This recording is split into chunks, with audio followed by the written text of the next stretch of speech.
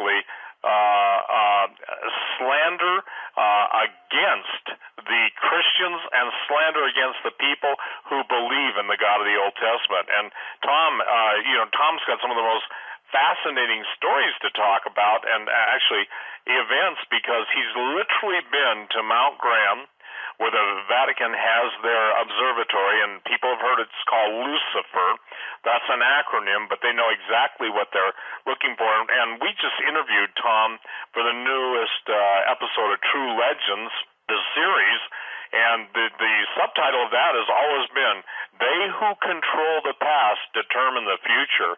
And Tom, will you share wherever you feel led? May I just, Rick, turn it over to him so he can share with you just the astonishing preparation of planet Earth for an alien savior, just exactly what the book of Daniel talks about. All right, go for it, Tom. Well, I didn't know that was going to happen, but yay.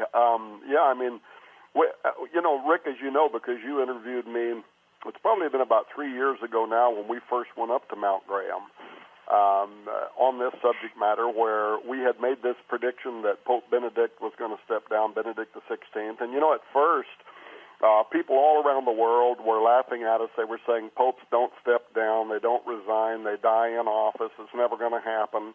But we had our reasons, and we talked all about that back then, for making the prediction that Pope Benedict would not only step down, we said exactly the year and the month that he would step down. We said it would be in April of 2012. And when that date passed, and the Vatican, Benedict, nobody had made any kind of a formal declaration of his resignation, I thought, well, maybe we missed it, but we sure had a lot of confidence in it. And then, of course, February 28, 2013, the Vatican makes the announcement that Pope Benedict has resigned, and the same day they give an interview.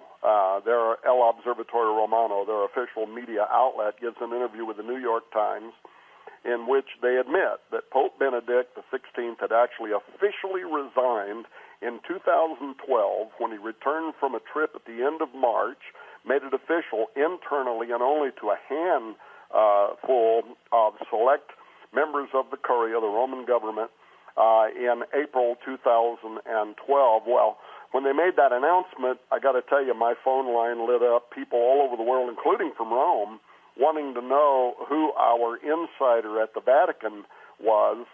And Rick, I told him, I said, if I had told them it was the Holy Spirit, that would have really confused them, right? They totally would not have got it. But it was while we were on the radio talking with you, Rick, and many others about this resignation of Benedict that people all over the world started emailing, and when these were talk shows where people could call in and ask questions, they started saying, yeah, but what do you make of the Vatican being out there now, saying so much about aliens? Because you guys might remember that in 2009, 10, 11, 12, the official astronomers and spokespersons for the Vatican, they were out there talking about how they wanted to baptize aliens. And then they ratcheted it up and said not only is it okay to believe in life on other planets, but to not believe in the possibility of life on other planets, that would be the heresy, because that would put limits on God's creative ability. And so you had Jose Funes Jr., who at that time was the head of the Vatican Observatory Research Group.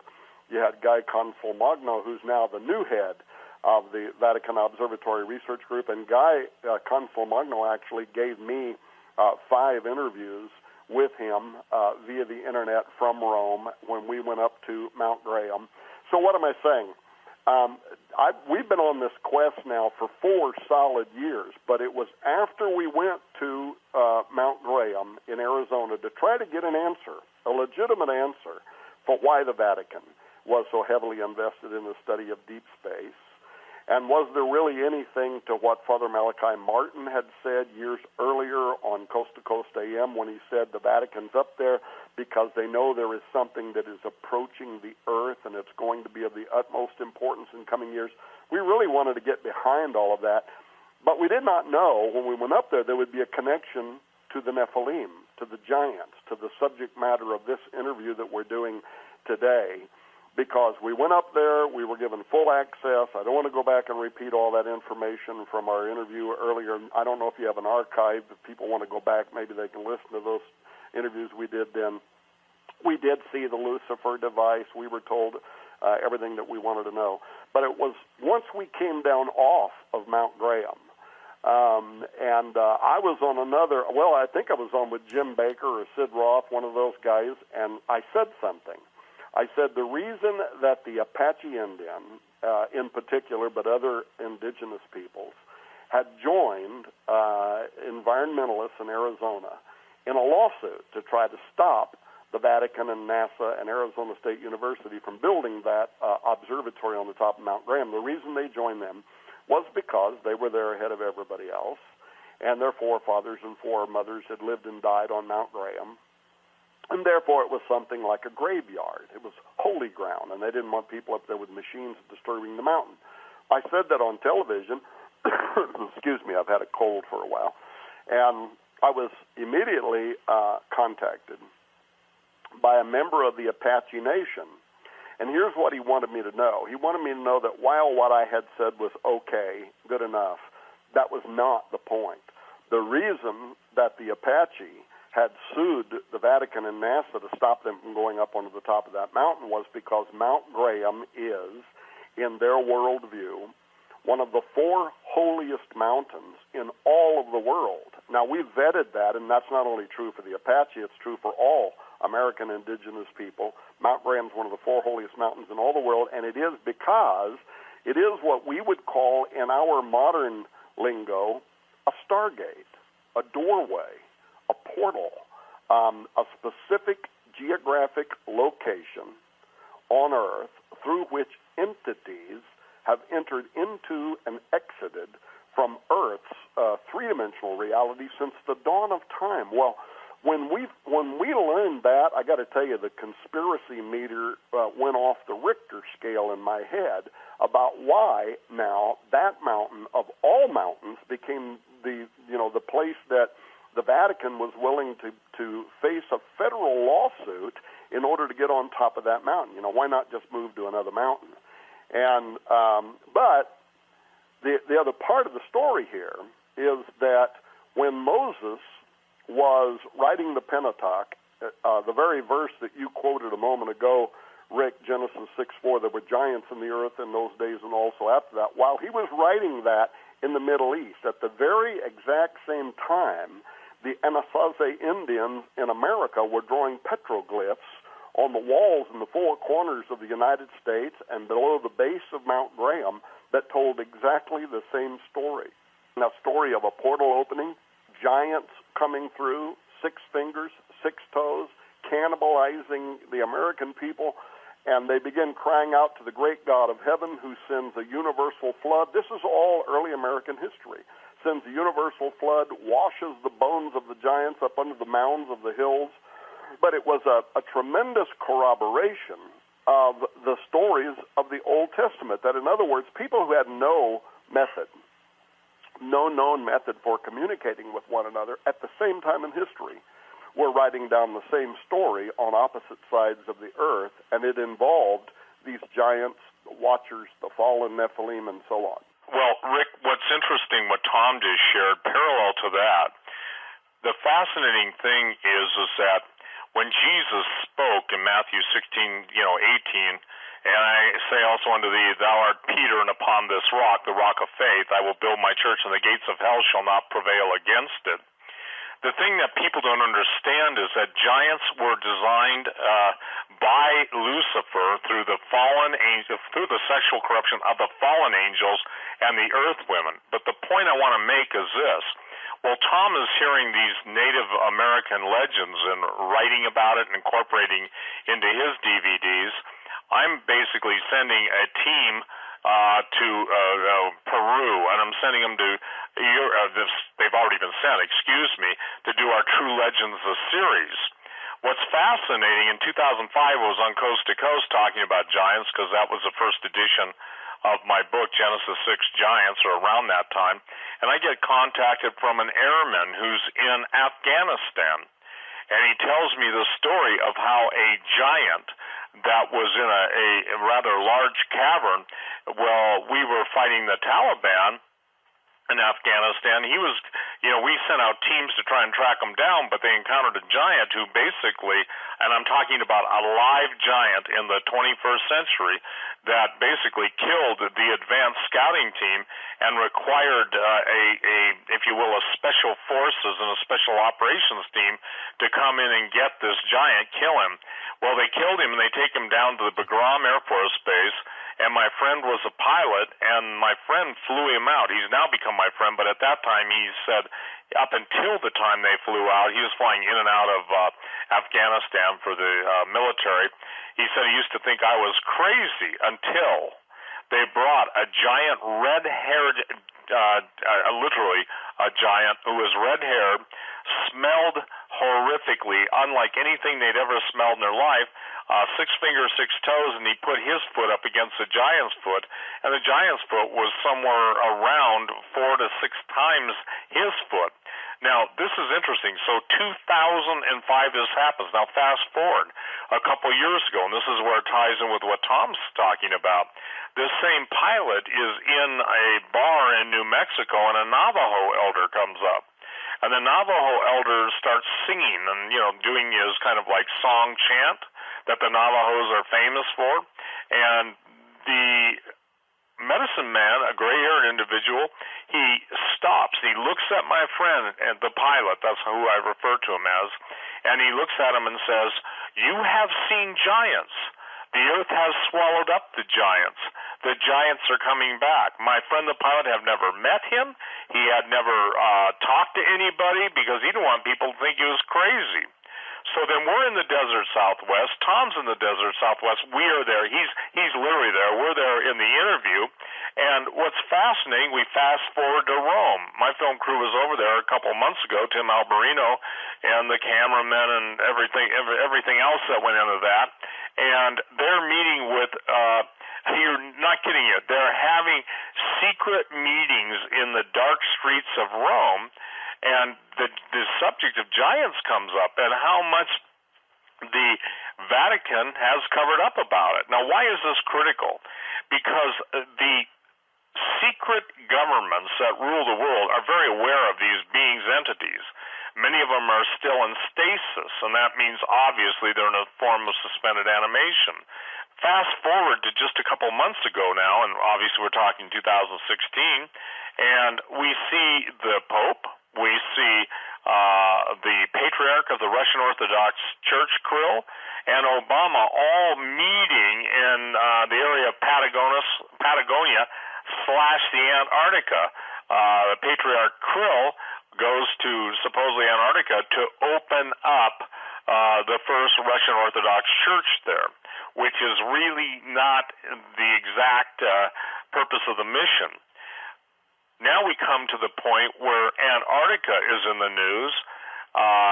The whole planet, the Russians, Chinese, everybody seems to be headed towards the Antarctic. Prior to that, there were rumors out there that the U.S. military base deep underground that basically the Nazis have occupied since 1947 had done tunneling, massive tunneling from Antarctica under the ocean into South America. Now, why that's critical is when we started our documentary in Peru, the great Peruvian tunnels, which were known to the Catholic Church, were called the Chincana. Now, I don't speak Spanish very well, but I've learned how to pronounce that. And what's more fascinating than anything, and why this is critical, is the architecture under these tunnels was built by giants with technology that did not exist at the time of the Aztec, Inca, or Mayan Empire. Obviously in Peru it's the Incans. So we get one of the most famous guys. This all has to do with giants, but it also has to do, Rick, with your vision, and I want you to share that when I'm done in just a minute of saying this. We talked to different eyewitnesses in Peru, and now this will blow your mind. As I'm talking about this on the radio, I get a call and an email from a gentleman whose great-great-grandfather was responsible for hiding Adolf Hitler, in a Peruvian underground citadel. If people do their homework, obviously read my book, Empire Beneath the Ice, they will find out that Hitler was obsessed with civilizations in the earth, under the earth, and basically the tunneling of them. The Aztec, Inca, and Mayans possessed no metal implements outside of gold, silver, and the precious metals they fashioned into jewelry. So therefore, all three of those empires, now we're talking about a very strange occult phenomenon here, all claimed that they were built by the giants who came from the east, who would also return. And obviously, when Cortez and all the conquistadores showed up, well, they think this is a prophecy being fulfilled. Now, why is this critical? One of the toughest things for people to accept in the Old Testament, and this is a marvelous basic understanding, is when God told the children of Israel when they're going into the land of Canaan to kill every man, woman, and child. I personally, in all the years I've been witnessing, Rick, for 44 years to people, they invariably bring that up to me if they're familiar with the story. And they'll say to me, what kind of a loving God is that? And my answer is simply this. He who created mankind in his image and likeness was not about to allow the perversion or the destruction of his genetic plan for mankind. So now, everything that Tom writes about, I've written about genetic Armageddon, everything out there is to destroy mankind. And so what I find most fascinating is the overlap between Tom and I, our mutual investigations, our mutual film projects. Now, saying that is, we have a secret meeting in Rome. It's set up, okay? And it's set up, what's the chance that my film director gets to go to the Jesuit headquarters under a lot of security and scrutiny, and the gentleman that he's interviewing talks about the Pope having a secret meeting on Mount Graham and meeting with someone who came through the gate. Now, people try and dismiss Tom or me or you. You know this. Our critics look for anything, but we're in the Vatican headquarters interviewing a man who's very much a part of trying to expose what's going on in the plans for the alien deception. And lo and behold, he tells us and sets up a meeting with a very wealthy billionaire in Italy who said, do you know who basically funded Zecharia Sitchin and his works? Now, I've read all of Sitchin's works, okay? I agree with so many of his findings, not his conclusions. But the point is it comes right back to the true history of the world, the biblical history. And a lot of people say this, that this isn't relevant to Christians. Oh, it's the most relevant because Jesus said there's never been a time like it, nor would be again. And except the days be shortened for the elect's sake, there'd be no flesh left alive. Now, Rick, I know you've shared with me before, but I think in tying this together, will you share what the Lord showed you? I don't know if you've ever heard this, Tom, but it's remarkable. Yeah, I will, but I can't let you not answer a couple questions here. Who funded? Okay, yeah, no. I just think it's amazing because I will. But who funded Zecharia Sitchin's work? A very wealthy billionaire under the orders of the Vatican. All right, and then you said that the Pope had a secret meeting at Mount Graham with a person or an entity that came through the gate. Obviously, you're not referring to the parking gate. Well, obviously, I'm not referring to a toll gate, a parking gate, a sheep gate, a goat gate, and I'm not even referring to Watergate. I'm talking about a dimensional portal that Tom calls a stargate. And obviously, the word star in Hebrew and in Greek, messenger, we're talking about the Pope met with, let's just call this, an entity that came through the gate. Well, and by the way, I don't know if I ever even told you this, Steve, but I negotiated this through Arizona State University so that people know you don't just get in a car and drive to the top of Mount Graham and jump out and say, we're here to meet the Pope.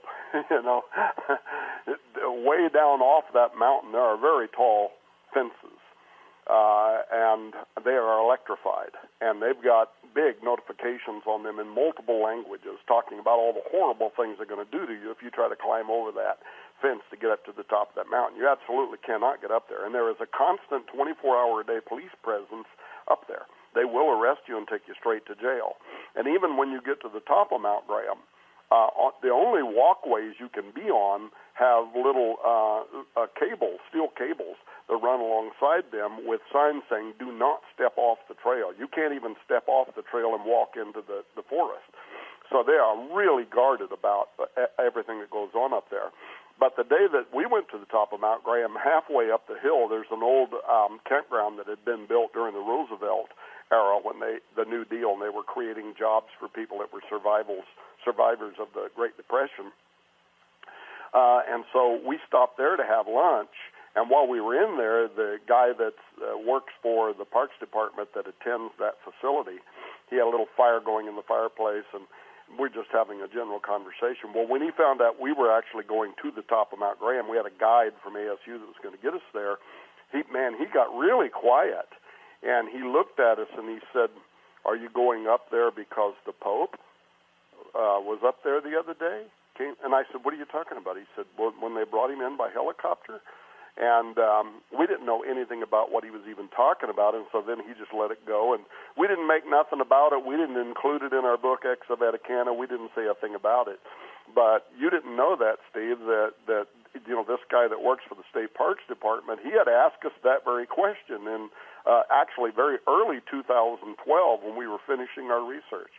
That the Pope had been up there on the top of the mountain. Now, that's something later on, by the way, that it was either the Phoenix Gazette or the Arizona Republic. One of those had a little short article in which they referred to the Pope being up there. Something you said a moment ago, I'd love to just add one thing to before Rick tells us his story, if I can. Please. You said that, people question this whole idea about why would you be talking about the giants and the watchers that came down in the ancient days. Look, I will go out on a limb here and tell you that I do not believe that you can understand the Old Testament, period.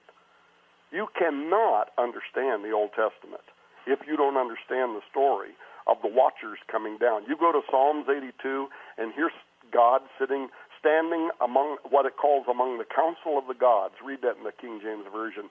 You don't even understand what's going on. When he divided the nations, he put lesser divine beings, angels, watchers, over the 70 nations of the earth, who then later became rebellious. They wanted to be worshipped. What happened with the story of the watchers when they came down is, people say they wanted to cut off the birth line of the Messiah. I think that's partly maybe true, but that's just such a small part. What they literally wanted to do, if you understand the story, is they wanted to take dominion over the earth away from God, and through the introduction of a different kind of human-like mutation, a human-like species. That's literally the full story. If you understand the complete story, you understand this was a full-on affront against God. And in the Hebrew, there is a term called harim, which refers to all of the offspring of the watchers, the Nephilim, the Anakim, the Samsunim.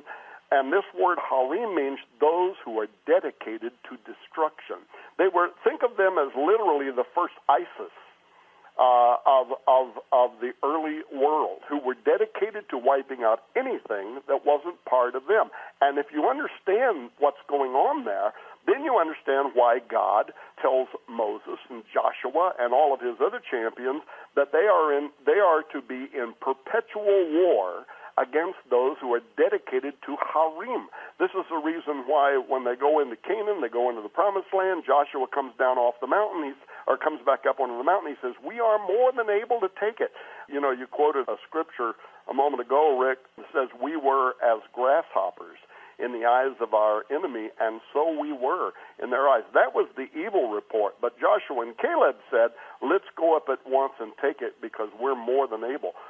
This is a little tiny reflection of an eternal conflict that God's chosen people, the Hebrews, were to be in against those who were harim, those who were dedicated to the destruction of the divine order. That's why they set about to change all of the genetic makeup, not just of man, but of beast. Genesis makes it very clear that God sent the flood because all flesh, both man and beast, had been corrupted.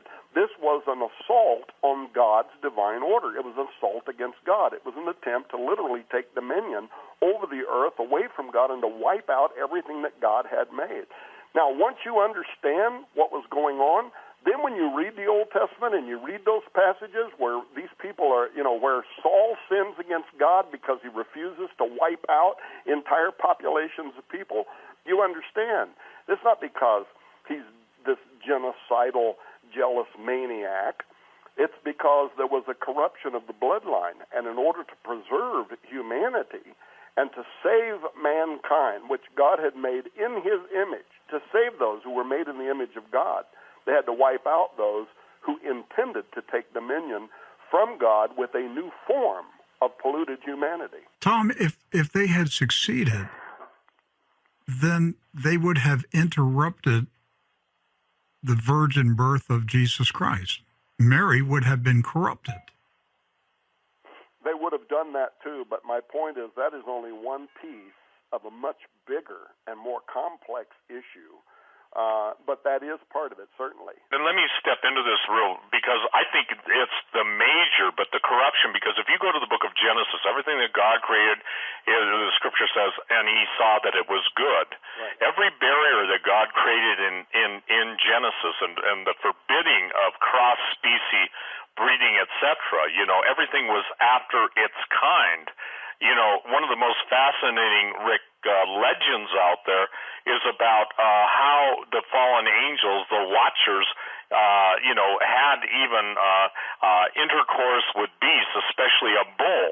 Now, it's fascinating that that's one of the first acts of bestiality that I've been able to find in, 40-some years of research. But what's even more important than that is now we've got the temples of Moloch coming into the United States, and we've got the golden calf that Aaron formulated when Moses was on the mountain. We've got the golden bull of Wall Street, and somebody said, well, that's a lot of bull.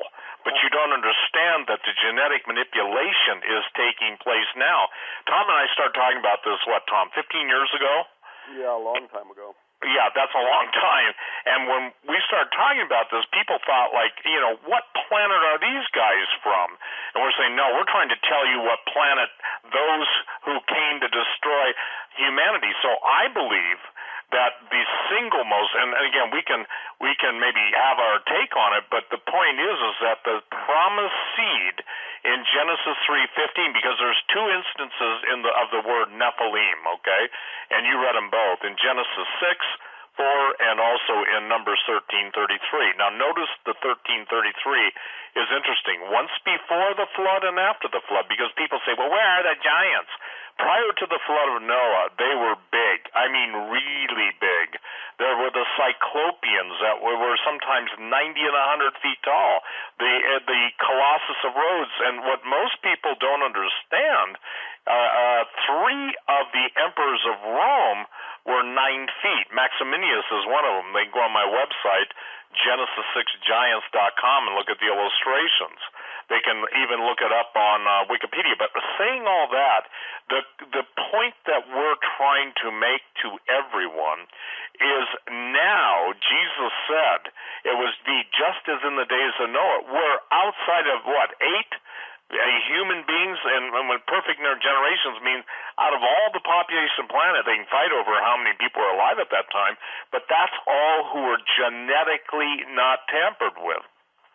When people have dreams and visions and encounters with what I wrote the book Little Creatures about, every single thing on the earth was corrupted. It doesn't matter if there's 800,000 species of insects, I'm just making this up, by the way, or 2 million, 2 billion, doesn't matter. Everything was corrupted. And now what we've got is we've got the substitutionary plan to basically reanimate the seed of the Nephilim. And let me make a distinction here, Rick. I think you were calling them the Harim. The 33 times in the Old Testament, the valley of the Rapha or the Rephaim, Rephaim, that word Rephaim is always applied to the progeny, the giants. or the Gibborim, and all of the names that end up in IM were either the descendants of the giants or the actual giants themselves, in this case the Gibborim. What we're talking about is when the Human Genome Project was postulated, I said they're not looking for the human genome, they're not looking for traits, they're looking for the leftover traits of the, if you will, genetic material left over from the fallen angels merging with the earth women and producing giants. In essence, they wanted their offspring back too.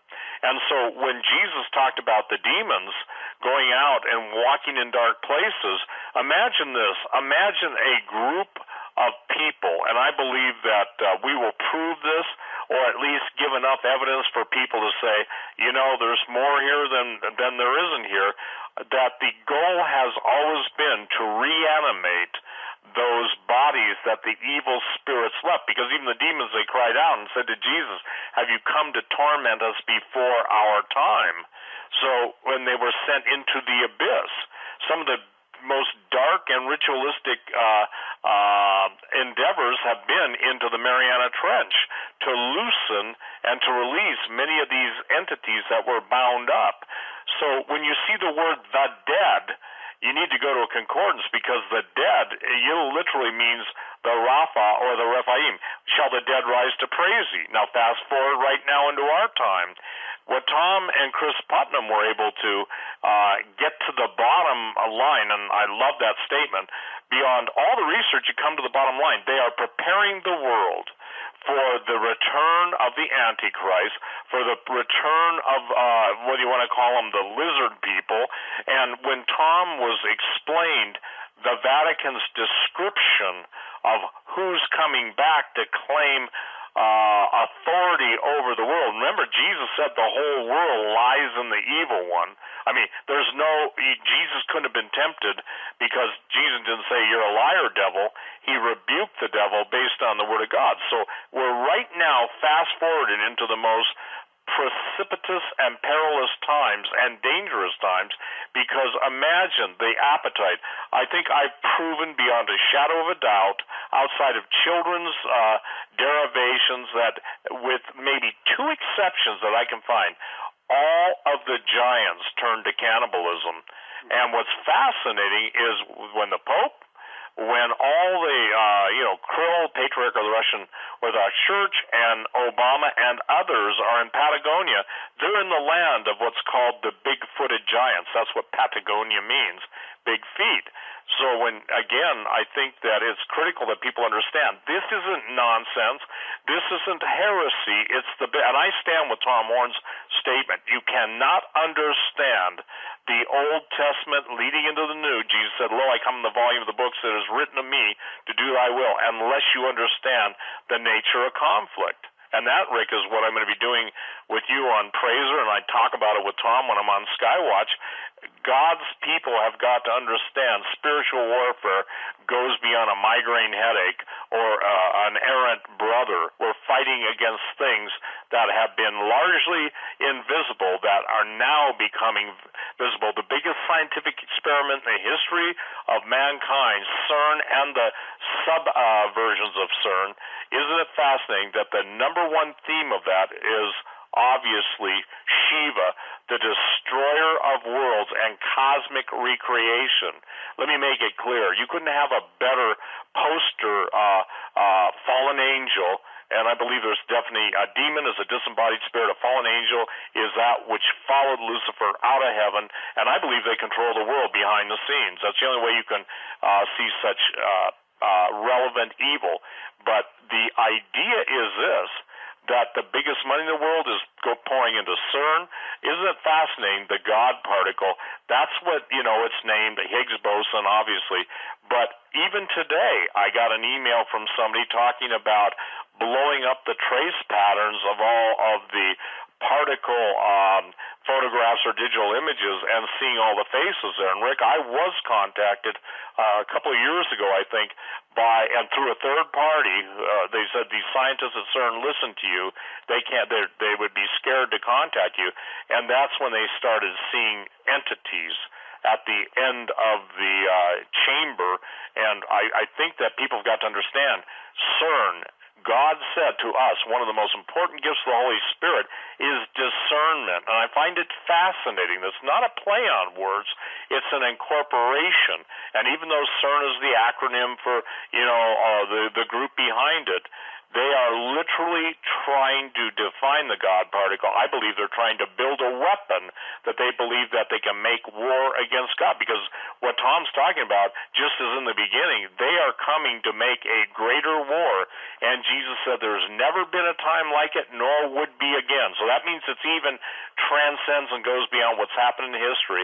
And except the days be short, and there be no flesh left alive. Yet for the elect's sake. And if I can, Steve, at some point, though, I would like to say another additional thing about what happened at Mount Graham and the American Indians and why we pursued seeking their knowledge, because a lot of people might think of that and say, well, who cares what American Indians think? I mean, it's just a bunch of New Age psychobabble. Who cares what they think? And what does that have to do with the Bible? But we found there really was a very strong connection. Go ahead.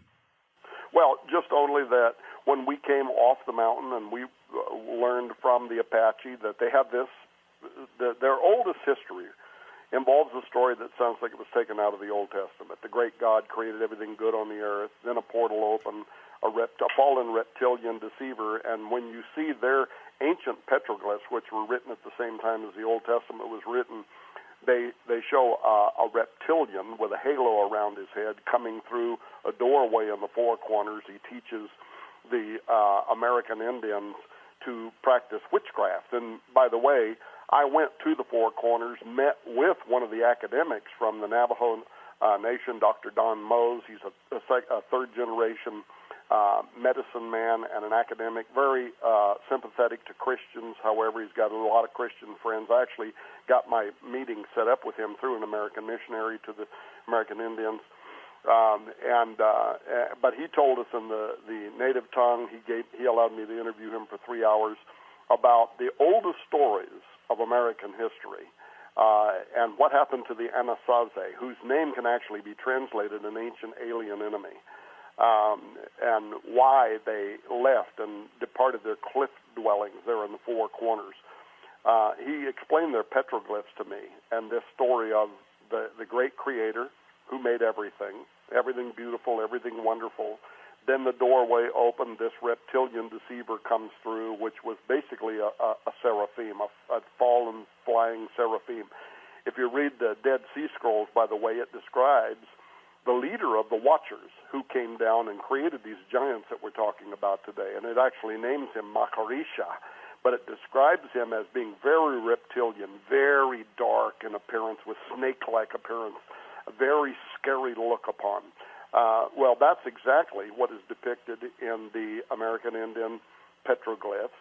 And as soon as this doorway opens, how'd the doorway open, by the way? Both the petroglyphs explain it, and Dr. Don Mose explains that this deceiver came through, and he began teaching the Indians to practice pharmakia, sorcery, magic, mind-expanding drugs in their underground kivas for the purposes of circumventing God in order to open doorways to entities that were beyond a veil. And so this is exactly what the book of Revelation chapter 9 talks about, that when the doorways of the earth are open. In Revelation 9 it describes the angels that are bound in the great river Euphrates coming up to the surface of the earth. It also describes a mighty angel that comes down and opens the bottomless pit, and up out of the earth come through these gateways, these doorways, these transgenic beings that are going to torture humanity. But those who are seeking them, it says at the end of Revelation 9, and yet they repented not of their sorcery, their pharmakia, their efforts to open a doorway into the underworld. Well, Dr. Mose, the petroglyphs all explain that that's what the American Indians were doing. They were trying to open doorways to the underworld, and when those doorways opened, giants literally erupted up from out of the underworld to the surface of the earth. As Steve said a moment ago, they became cannibalistic. So it was very supportive, but again, besides being corroborative of the Old Testament story. The thing that was in my mind and Chris Putnam's mind when we were writing Exo Vaticana, that book that came out based on that visit to Mount Graham, the thing that was in our mind was, are we going to take heat from the Christian community? Are they going to be saying, well, why do you bother, trying to interpret or translate anything based on what some, American Indians might say, for crying out loud? And so the first thing we wanted to do was verify whether or not there was any biblical precedent for this idea that there are strategic locations on the earth, which is what they were telling us Mount Graham is, a doorway. Is that a biblical idea? And once we started looking into the Scripture, we realized that from the Old Testament to the New, you cannot escape this idea, whether it was Genesis 28, Jacob's ladder, a very strategic location where he sees a spiral vortex, or the King James Version calls it a stairway. Others call it a spiral stairway, but this area where these angels are ascending and descending to the earth. Genesis 10:8, Cush begets Nimrod. Nimrod began to be a Gibborim, and then immediately he goes to Genesis chapter 11, to the plains of Shinar, a very specific location where he's going to build a tower whose top will do what? Reach into Shamayim, the dwelling place of God. So we started noticing from the Old Testament and then over to the New, Jesus saying, from henceforth you will see the windows of heaven open and angels ascending and descending. That this idea that there are places on the earth and there are people who are associated with strategic locations on which these doorways, these gateways open up. Mount Sinai. If Moses is going to meet with God, what does he got to do? He's got to go to the top of Mount Sinai, and there he will meet with God. When Jesus comes back, what does it say? His feet will touch the top of the Mount of Olives, and from there he will descend down into the mountain of the plains. Mount Hermon is the location in the book of Enoch, which used to be part of the canon of Scripture. It's not today. Almost all of the early church fathers quoted it as canon, but I'm not going to make an argument about that. But the book of Enoch says that it was in the days of Jared that these watchers descended down onto Mount Hermon. So what am I saying? There is this idea that mountainous locations are often identified in the Bible as places where entities move in and out of Earth's reality. Oh, and by the way, Mount Hermon is where Jesus is years later with his disciples. So get this image in your mind, because here once again I said you can't understand the Old Testament unless you understand what the Watchers were doing in terms of challenging God. They were going to cut off the birth line of the Messiah, but they were also going to take dominion away from God over the earth. So here's Jesus, and he comes into Caesarea Philippi, which is at the base of Mount Hermon. The base of Mount Hermon was believed by the Hebrews to be the gateway to the underworld, the gateway to Sheol Hades. That's what the Lord's disciples would have believed. And that's right, by the way, that's also Deuteronomy 3, when you mention Og, the king of Bashan. Bashan is right there, where it is believed to have been the gateway to the underworld. But what does Jesus do? He meets with his disciples at the base of Caesarea Philippi, and he says, the gates of hell will not prevail against my church. He is literally sending a signal to the Watchers. He is sending a signal to the fallen angels and to the spirits that are bound in the underworld, that though they tried to cut off the birth line leading to him, Matthew, the entire first part of the book of Matthew, establishes the priesthood of Jesus, the pure bloodline of Jesus that is both Abrahamic, he come through Abram, also Davidic, the covenant of David, and so the King of Kings and Lord of Lords is here. When he says the gates of hell, he's being literal, the literal opening into the underworld. This will not prevail against my church. What the Watchers tried to do, this is not going to prevail against my church. By the way, continue reading that story. What does it say? Within 3 days, he goes with his disciples up onto the top of a mountain. Well, guess what? The only mountain that's within a 3-day walk of Caesarea Philippi is Mount Hermon. the literal mountain upon which the Watchers descended in the days of Jared, and that was believed in history to be the gateway to the underworld and a forbidden place. He goes up onto that mountain, and he is transfigured. Only a short distance later, he is crucified, and what does it say? He goes into the underworld. What does it say? To preach to the spirits in prison. Now, this is not the people that are in paradise, that are in Abram's bosom. He's preaching to the spirits that are in prison. These are the renegade offspring of the Watchers that were bound in the underworld that tried to cut off the birth line of the Messiah. He literally goes down there and says, sorry, boys, you failed. I'm here. And then what does it say? When he comes up from out of the underworld, he brings with him the keys to death, hell, and the grave. This is why I say that if you understand the story of the Watchers and what they were trying to do, it'll totally bring the Old Testament alive to you. But the point was, I'm sorry I started preaching there. The point was, we wanted to verify. That was good preaching, Tom. Keep going. That there are mountainous locations identified as places where entities, both good and evil, move in and out of Earth reality, that this is something that was biblical. And so a huge part of the book that we wrote called On the Path of the Immortals was verifying this one fact, because we knew that there would be everything from, entry-level Christians to Bible scholars who would be asking this question: why are you even taking time to talk to these Native Americans? What in the world does that have to do with the world?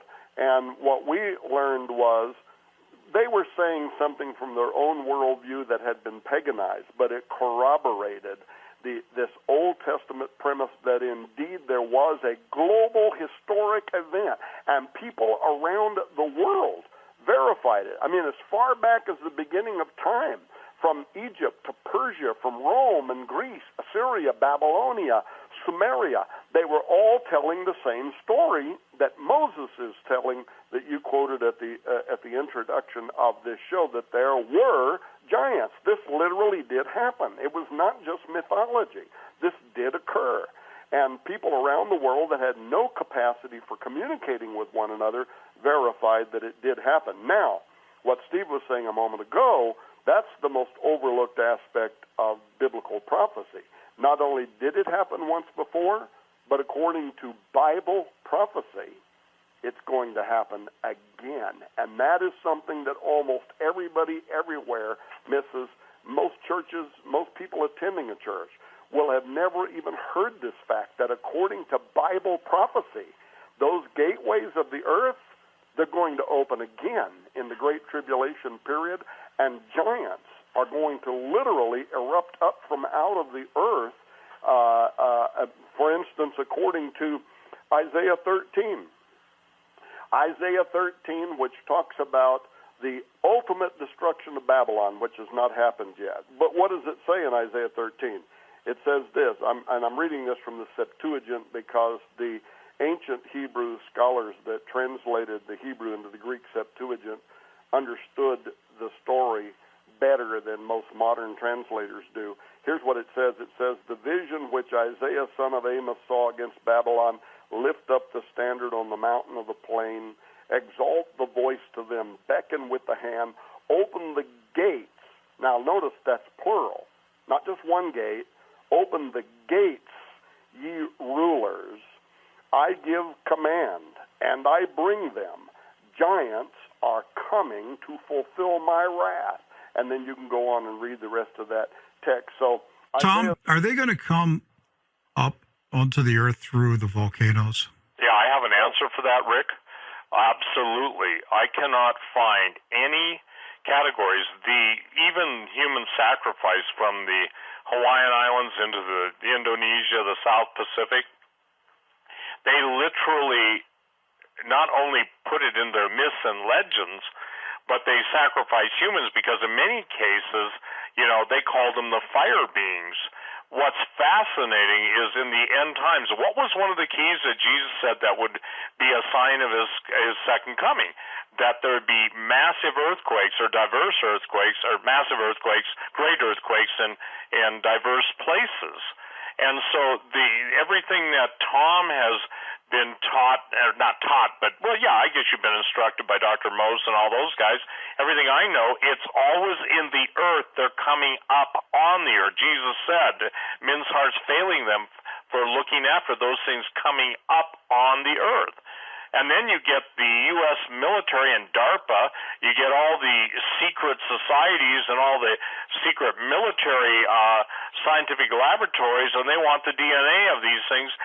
Rick, if they're talking about woolly mammoths and bringing them back, or saber-toothed tigers, or dinosaurs, what do you think they will do with this? And for the record, most of the giants that I have talked to, even the guys that, like the pilot, famous doctor in Russia, when they talk about seeing the giants, they say one thing that stands out above everything else, they're remarkably preserved. And because they're of a heavenly, if you will, half-heavenly being, that even their brains emit. Now, understand, these things are in stasis. They're not awakened yet. But even their brains emit such a powerful, if you will, emanation, there's a good word, that a normal human can't even be within a specific vicinity. Now, when you hear that happened in Nepal, and by the way, Nepal means the mountain of the gods, and some people believe it's the translation from Naphal, N-A-P-H-A-L, which is a Hebrew word, and which is the root of Nephilim. Then go to Bhutan, which is in the same part of the Himalayas, a separate little kingdom, and that's called the Garden of the Gods. And so what's fascinating, Dr. Ernst Moldeshef, the most famous optical surgeon in the world, goes to Bhutan, goes to the Himalayas, and they take him into a cave, and he sees a giant in stasis, in suspended animation. The Buddhist monks tell him, you cannot go beyond this line. Well, Moldeshef's a scientist, and he figured, well, there's got to be something more to this. And he said, as he even approached the line, he felt like his brain and his entire head was going to explode. Then I talked to a general who was in the White Mountains of Arizona, and talks about, and also Dulce, New Mexico, and talked about a group of scientists that didn't take the warning seriously, and they call it a red line. It goes from yellow, orange to red, and you cannot go beyond that line. Now, they must have some way of offsetting those brain emanations, but basically he said, imagine, it was pretty disgusting, but he said, imagine a bunch of pimples popping simultaneously, and that's what happened to the scientists. In other words, they were all obliterated because they didn't believe it. So whether the giant, there, I believe, was alive, and we're talking about things that are coming upon the earth. Now is a great time for you to talk about your thing, because when you and I first met, Rick, you kind of shared that as an aside. I don't know that Tom's ever heard it, but it's critical. You've got three guys, Tom Horn, Steve Quell, Rick Wiles on True News, and Rick had this, how many years ago did God show you your giant thing? Oh, this is before I was saved, so I was about 24 years old and radically unsaved. And, I didn't have any, I had never read the Bible. The only time I had ever been in church was with my grandparents as a child.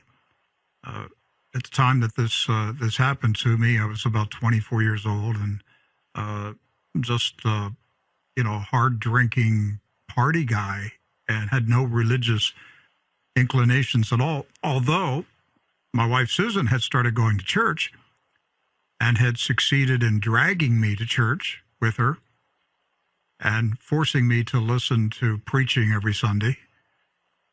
So anyhow, I was resisting all this stuff to the best of my ability.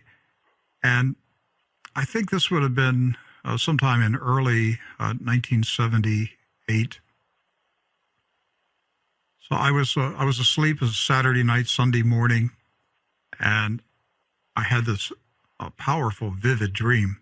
And as I tell it, I can relive it. I can see every frame like a movie. I can still see it today. I was in an underground city. It wasn't a cave. This was an underground city. It was clearly a man-made tunnel. And there was all that I was allowed to see was the highway. And it was illuminated by artificial light. And it was kind of almost like fog on the left and right. And I could see the glow of the artificial lighting in this underground structure. And it went as far into the earth as I could possibly see. So I'm standing there and I'm looking at this site. And from the right and the left side, soldiers started coming out of the darkness. And they were strapping on their boots. They were putting on the uniforms. They were putting on helmets. They were strapping on their gear. And clearly they were getting ready for battle. And there was a commander with his back facing me. And he was shouting out orders and commanding them to get in formation as quickly as possible. And I'm talking, there were thousands of soldiers, thousands. And so I'm watching this scene, and I thought, I got to get a closer look at this. So I walked up to them, and when I got up close enough, I realized they were not human. They had the body of a human being, but they had the head of an animal. And I'm staring at these soldiers, and they're ignoring me. But clearly they were getting ready for war. And so I walked up to the commander, and I tapped him on the shoulder. And I said, "Hey, what's going on here?" And he whipped around, and we were almost nose to nose. And this very moment, I can still see his face. It was kind of like a lion face. And I don't know, these creatures, all I can describe is part human, part locust, part lion. It was just a strange looking creature. And so he looked at me with this stunned look, like he didn't say it, but the expression on his face said, "That's the dumbest question anybody's asked me." And he looked at me and he said, "Have you not read the book of the Revelation?" And the dream was over.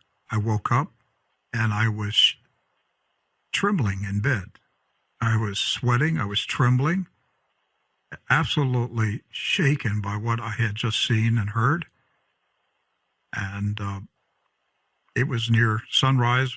And my wife woke up and she said, "Hey, do you want to go to church with me today?" And I said, "Yes, I want to go to church." I didn't own a Bible. I had never read a Bible. I had never read the book of the Revelation. I had no idea what this was.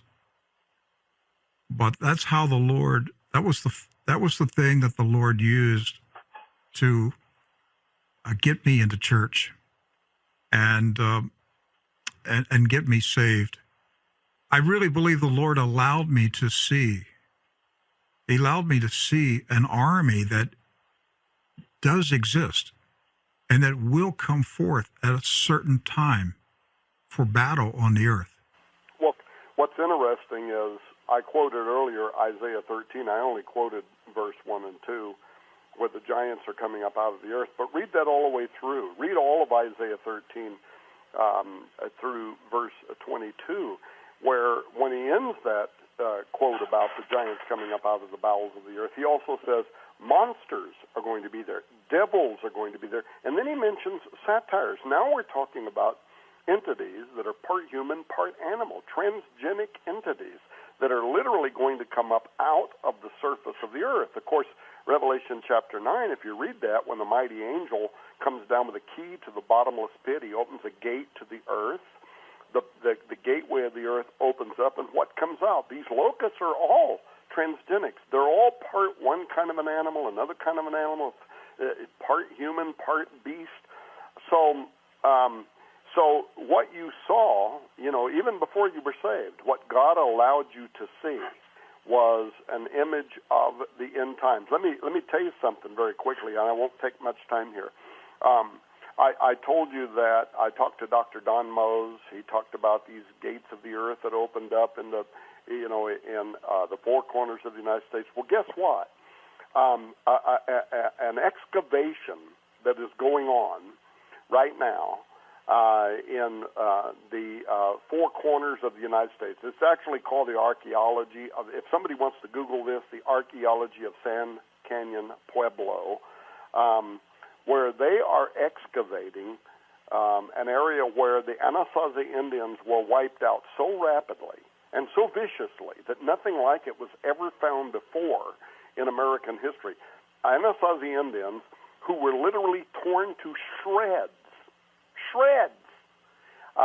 where parts of their bones are discovered over a 200-mile radius, as if something tore them up so significantly, they then carried parts of these Anasazi with them for food, if you will, to eat as they're traveling. But that's not the only part of this story. And I'm going to be producing a documentary. I might be working with Steve on this. I still have to talk to him about it. But we're going to go and try to film what they found there, because you know what they found? They found giant Anasazi. Now remember, in early American history, this whole idea, what's called the Smithsonian cover-up, where the Smithsonian sent people into all the mounds areas. They dug up all the giant bones. They tried to hide them because they want to hide this history from the world because it doesn't go along with Darwinian evolution and so on. But they're not going to be able to cover this up because this is being published. This is being done at the university level in Colorado, the archaeology of the San Canyon Pueblo excavation, where they are examining the bones of these Anasazi. Anasazi are really small people, American Indians that were about 5 feet tall. Well, guess what? They just uncovered two Anasazi Indians that are they're over 7 feet tall. Let me just be conservative and say they're over 7 feet tall, which would have been giant Anasazi, but that's not the only part that's important. The part that reflects what your vision saw, Rick. These Anasazi have palladoctily. They have 6 fingers, 6 toes. But not only that, not only are they giant, they also have distorted mandibles. They have the teeth of lions. Their heads are huge. And they not only have the teeth of lions, they have 2 rows of teeth, which totally goes to the history of the Nephilim. A full row of teeth in the front that are sharp like lion's teeth, teeth behind that are also sharp like lion's teeth.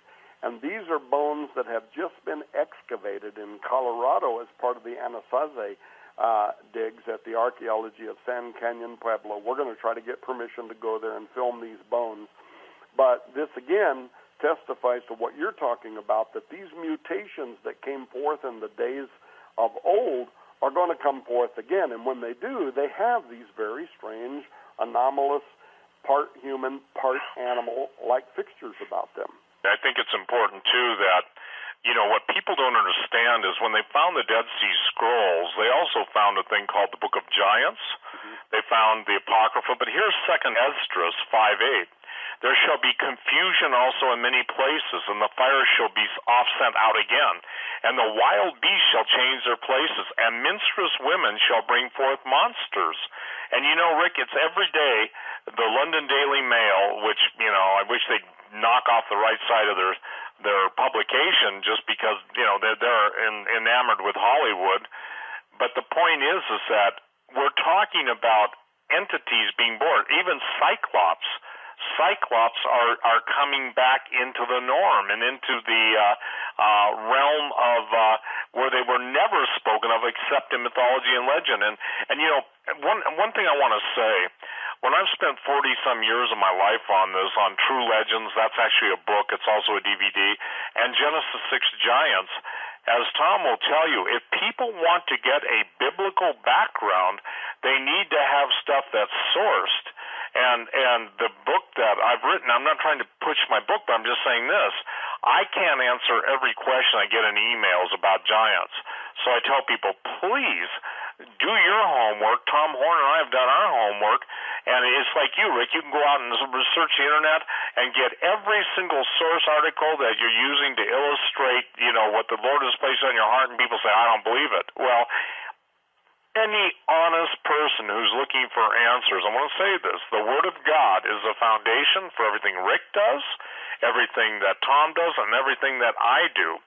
But it's within the heart of a king to search out a matter.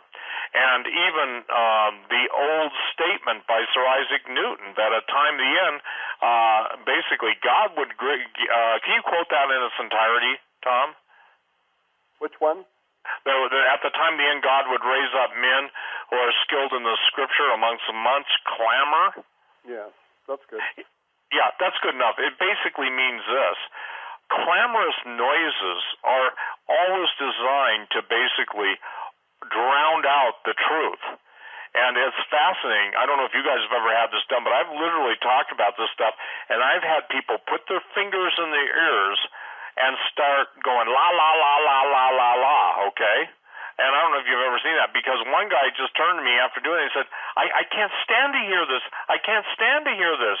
Well, the bottom line is that there are people that just cannot accept this stuff. Yet this stuff is what every special forces group in the world, doesn't matter if it's China, doesn't matter Russia, United States, Israeli, everybody's after the ancient technology and the understanding of the ancient genetics. What do we have? We have the god of Anubis appearing in New York a couple years ago, the giant statue, black body, upper torso, gold Egyptian headdress, and lo and behold, New York's one of the first places that they want to build one of the archways or temples of Baal. Now, that should be a warning to everybody that this no longer, one thing Obama did say that I would say probably the only first or second time he ever told the truth, America is no longer a Christian nation. And the Christians are trying to get a grip or a grasp on what's going on, and they're missing it because they don't understand. And I'll make this clear: Genesis 6, Numbers 13, 33, and 33 other verses in the Old Testament. Nor do they pay attention to the words of Jesus when he's talking about men's hearts failing them. And again, 1 John 3:8 states, "For this purpose was the Son of God manifested that he might destroy the works of the evil one." And the works of the evil one are portrayed in Hollywood. They're getting more gruesome. They're getting more disgusting on television. And oh, by the way, the last, I think, one of the scenes in the new Star Wars, somebody sent it to me, a clip, it shows a giant sitting on his throne talking, in other words, the bad guy is a giant. Wow. So when we're talking about giants, we're not talking about Shrek. We're not talking about, the fairy tale portrayals. We're talking about entities. We're talking about those who had supernatural strength.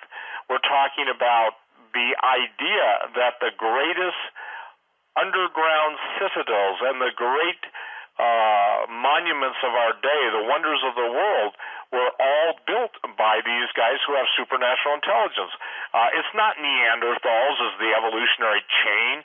They were just proven wrong again. The Neanderthals and human genome share no common genetic makeup.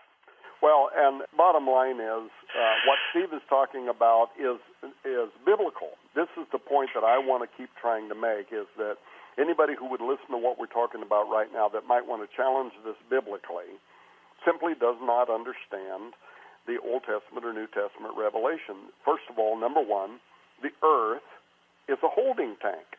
Jesus clarified that in Luke 16, talking about Abram's bosom.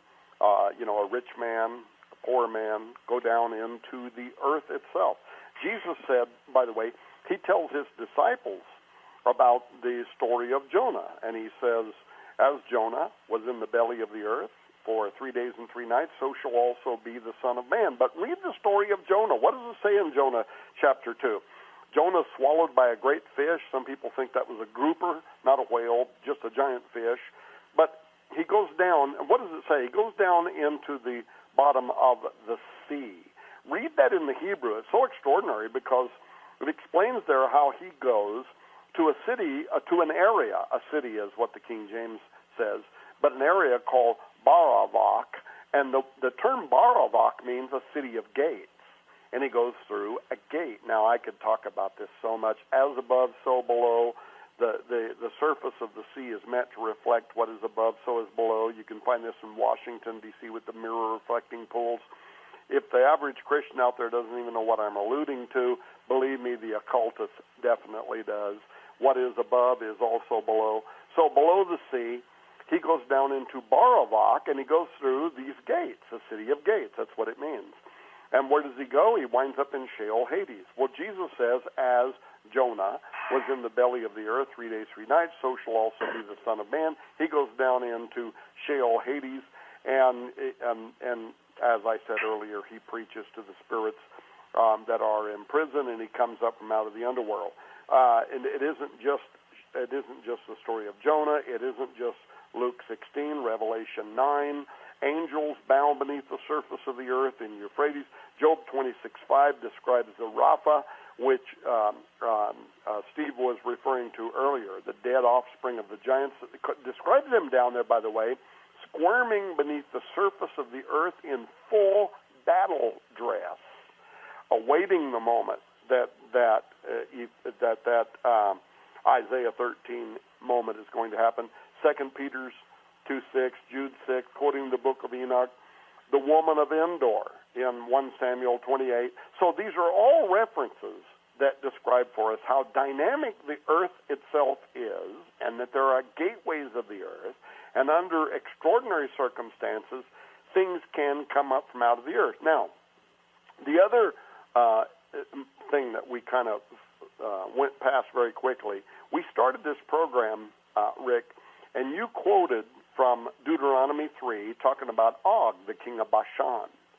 There's stuff here that the average Christian has never heard in their life that is so extraordinary that without knowing it, you can't even appreciate the conversation we're having right now. Why am I saying that? The bed. This is what Deuteronomy says, is not the bed still viewed as. And that bed is measured in cubits. Now, cubits have a couple of different ways of measuring them in terms of our own understanding of inches. The really conservative translation of the measurements of the bed of Og would make it 13 feet long and I think 5 or 6 feet wide. I can't quite remember. The other way of looking at cubits, help me here, Steve, I think maybe 18 feet tall. But very tall, no matter what, 13 to 18 feet tall, no matter how you translate a cubit. Now, but why am I bringing this up? Because an identical bed was found when, what's his name, there in Iraq, the guy we captured, Saddam Hussein. When he was excavating all of the area around the Tower of Babel and was going to make himself the new Nebuchadnezzar and all of his plans, there was a bed that was excavated, and it is exactly the same measurement down to the millimeter of the bed that is described with King Og. Now, why is this important? Because additional information was ascertained, and the people that excavated that bed say that bed was used for ritual sexual magic. For the purposes of what? For the purposes of bringing up the Rapha out of the underworld and incarnating them in bodies of flesh. Now, this is deep, very deep, occultic magic that is only still practiced today by above 33-degree Freemasons in Washington, D.C., and places like that for the purposes of trying to bring up the spirit of Osiris from the underworld. But this bed that was found at the Tower of Babel, the magic that went on there is actually verified by God himself in the book of Ezekiel, chapter 13. And here's what it says there. Ezekiel 13. Now, by the way, I'm going over this very quickly. I've studied this at the academic level, And if you don't want to take my word for it, because we won't have time in a program like this to go into all the bits and pieces of this, but at the academic level, here's what's being described. Ezekiel 13 says this, and I'm just going to read it in the King James because that's what most people read. Thus saith the Lord God, woe to the women that sew pillows. Now, this term, sew pillows, is, and Steve and I have done whole shows on this in the past, but this is the Hebrew term kasetat, which means magic bands. Now, these were magic bands, brass bands, that were wrapped around the heads and also the wrists of the giants. These have been found in the past, by the way, on giants that have been excavated, even some of the ones with the red hair that were found here in the United States. They have these magic brass bands. But God is talking about it here in the book of Revelation, in the book of Ezekiel. Look what he says. Thus saith the Lord God, woe to the women that make these kasetat, these magic bands, that are connected to magic beds, and that make kerchiefs upon the head of every statue. Now again, this is talking about magic devices for giants, the headbands, if you will. But look what he says, to hunt souls. Will ye hunt the souls of my people, and will ye save the souls of alive that come unto you? Will you, look what it says, slay the souls that should not die, and save the souls alive that should not live? Wherefore thus saith the Lord God, behold, I am against your kasetat, your magic bands, connected to magic beds, wherewith you hunt souls of giants to possess men, to make them fly. By the way, anybody can look up this term here, to make them fly, in the Strong's. It literally says to bud up from out of the earth, as in reanimated Rapha, in the place of the human soul. And I will tear them from your arms, God says, and I will let those souls go, even the souls that you hunt to make them fly. Anyway, bottom line, there are two words here in the text, and anybody that's serious about wanting to study this subject matter, the Hebrew scholars say these are connected to ancient magic that was used by those who were in league with the giants, kasetat and maspebat, the magic brass bands and the magic headbands, the purpose of which was what? To literally cause an individual bound to this magic bed in Og's bed, but also bound to this magic bed at the Tower of Babel, to make their soul die, so that the soul of the underworld, Raphaim, the dead Nephilim giant, could be reanimated within this individual. There are scholars who even believe that that might be how the giants reappeared after the Great Flood. But what am I saying? I'm saying that there's a whole lot more I could say, but that there was deep occultism involved for the purposes of bringing up from out of the underworld the reanimation of these dead Nephilim giants. And so whether it's Steve Quayle talking about the return of the giants, whether it is Rick Wiles talking about his vision, whether it's Tom Horn saying this is the most overlooked aspect of end times biblical prophecy, there are absolutely portions in Scripture that the average church individual is not hearing one word about, and probably never will, that has to do with probably the most momentous time that is in the very near future, in which the gates of the earth are going to open and reanimated Nephilim are going to return and play a role in end times biblical prophecy. Tom, Steve, one reason that I believe it's vitally important that we study and understand this topic of giants is it's found in the 14th chapter of the Revelation of Jesus Christ. And John saw three angels. This is the last days. This is talking about the last days. He saw three angels encircling the earth, and the first one said, "Fear God and give glory to him, for the hour of his judgment is come, and worship him that made heaven and earth and the sea and the fountains of waters."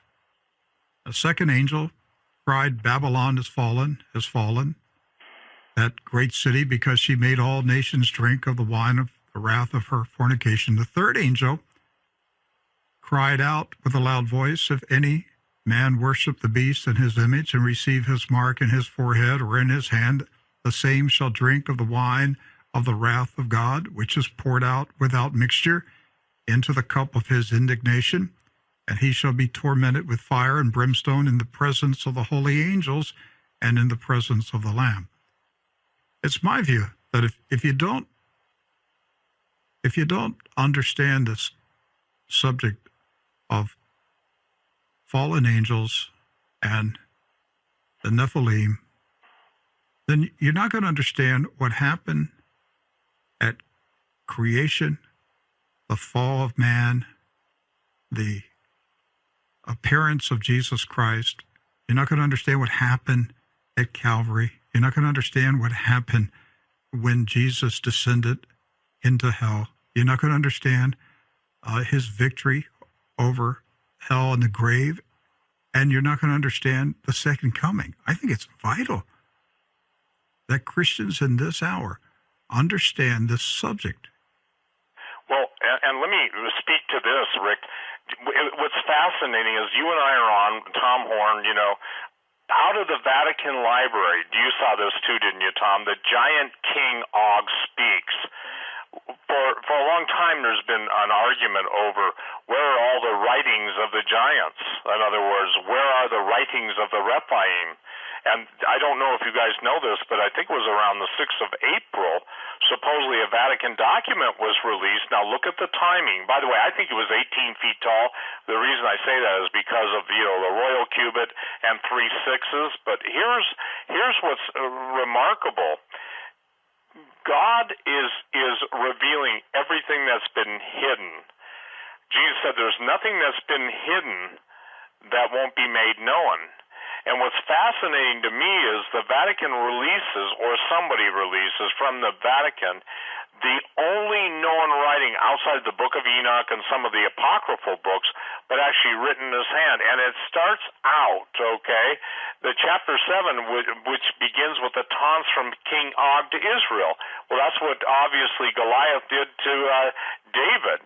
And what's interesting, he calls normal humans, I'm talking King Og now, he calls them, and this shows you the contempt these guys have for humanity, he calls them ants buried in fecal matter, and he said that basically the book 2 talks about there are multiple references to my brethren which seem to refer to the antediluvian Nephilim. And he says this, and I'm going to read this because nobody's talking about this. I guess we are today. Are the tales of my exploits not traveling to you, O fecal worm of Israel, of my power renowned, fields of my pre-Adamic watcher Nephilim brother, how we turned our wrath, mercy of foreigner, the world stood? He's saying this, we controlled the world, we dominated you, obviously you can call them ants, dipped in something not nice, but the point is, that what's the chance of that, Rick? I don't believe it's a chance. I believe as CERN, and I want to get back to CERN, as CERN kicks into full power, the corollary in the world of physics, in the heavens, on the earth, and under the earth, all these revelations are coming to a focal point or nexus. So the giant King Og speaks, and notice, Tom, it was either stolen or released from the Vatican Library. Oh, by the way, Steve, I want to set the record straight here. According to Newser.com, that's just their headline, CERN officially distances itself from Satan. That's funny because, they're staying in their one part of the kingdom of Satan. They're in the right-hand corner, and they're saying all the bad guys are in the left-hand corner, and they're all in the same room. You know how weird? How weird things are when a science organization has to officially say they're not connected to Lucifer. The one part about this that we haven't started to talk about and won't be able to is all the ancient seers who predicted when the gates of the earth would open, but not just the gates of the earth would open, the king of the Nephilim. what the New Testament calls the Antichrist, would rise up out of that pit that Revelation 9 says is going to open. And these are almost all occultic, but not all occultic. Some of them are Christian, actually, prognosticators. For hundreds of years, for thousands of years, all saw the year 2016 as that moment when the gates of the earth would open and the king of the Nephilim and the gates of the earth would open. And, of course, I wrote an entire book on it, Zenith 2016, asking why in the world were all these cultures, some of them are even occultic cultures like the Mayans, the Cherokees, the Zohar. Why were they all looking forward to this moment in time saying 2016, that'll be the year the gate will open? Do you think it's connected to CERN? Well, it could. Well, certainly could possibly be. And look, CERN. Here's. I've often noticed about organizations that should be watched that when they get really, really quiet, might be the most important moment in time. Because remember, before they discovered the so-called Higgs boson that Steve mentioned earlier, they got really quiet for like 2 or 3 months. Why? Well, because it's in peer review. It's a moment where they think they might have found something. They've submitted it to scientists, and now it's in review. And they're trying to determine, can we go public? Can we say something? And not long ago, they made this statement that they were looking for a doorway to another world. They were looking for evidence of a parallel universe using gravitons, without going into all the detail, how they film, the collision of these particles. They all break apart, and they're looking at different particles. But their theory is that gravitons, the theoretical particle on which gravity is made, that these might be a weak particle, not looped by string theory, that theory, or anything else, that these might somehow have the ability to escape into a parallel universe. And so they conducted the most powerful experiments to date, colliding particles at levels they have never done before. And they've got the 4 different high-tech cameras that are part of the whole apparatus there that are filming these particles colliding at these tremendous speeds. They're all breaking apart. And their hope was they were going to be able to film gravitons escaping. Well, all we know is that they did capture film, and gravitons were literally disappearing. Now, into what? They haven't said. And I think they're holding their moment. They're not saying anything yet because they want to make sure that what they think they have discovered can be confirmed by, some of the elite particle physicists. But I think we're standing on the precipice of a moment in time in which they're going to say, we have discovered a parallel universe. So this is a gateway, a doorway. Sergio Bertolucci, who is the head of the particle physicist there at CERN, has already said, we hope to open a doorway, a gateway, and we hope to send something through it, or maybe something will come back through it. You can Google all that and read it. So that's what they're looking for. And my personal suspicion is they think they have found a doorway into another reality. Now, it could be, if I wanted to let my mind, my thoughts run away with me here, it could be they found something much more than that. What do I mean by that? Meaning that something was sent back through the opening. Essentially a message saying, yes, we are here. That's what they're hoping will happen. Has that happened? We won't know for a while. But the fact that they said, we're going to conduct the most powerful experiments in history, and we're looking for a door, and then they went silent. To me, their silence speaks louder than words. Their silence says they think they have found something, and they're not yet ready to go public with what they think they have found. But definitely.